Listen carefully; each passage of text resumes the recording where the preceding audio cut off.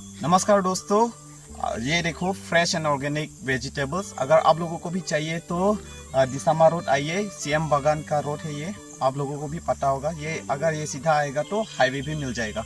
और यहाँ पर आप लोगों को तरह तरह की सब्जियाँ मिल जाएगा। यहाँ पर बैंगन से लेके मिर्च और फॉर्न, बहुत सारा सब्जियाँ मिल जाएगा। यहाँ पर फ्रेश एंड ऑर्गेनिक है, नो एनी मेडिसिन। यहाँ पर मेडिसिन देने वाला सब्जियाँ आपको नहीं मिलेगा, यहाँ पर सब ऑर्गेनिक मिलेगा।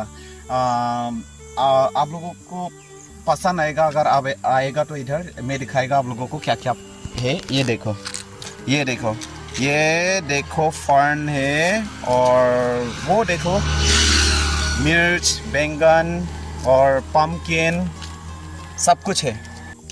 यहाँ पर आप लोगों को कम दाम से मिल जाएगा सब्जियाँ भी। ये देखो, ये कितना का है, ये 20 रुपया का है, और ये देखो 30 रुपया का है। अगर आप लोग मार्केट से खरीदेगा तो ये 50 का लेगा, नहीं कम से कम 70 रुपया तो लेगा ही लेगा। और ये देखो, ये 50 रुपया लेगा अगर मार्केट में खरीदेगा तो। लेकिन यहाँ पर तो आप लोगों को हर चीज़ कम दाम में मिल जाएगा।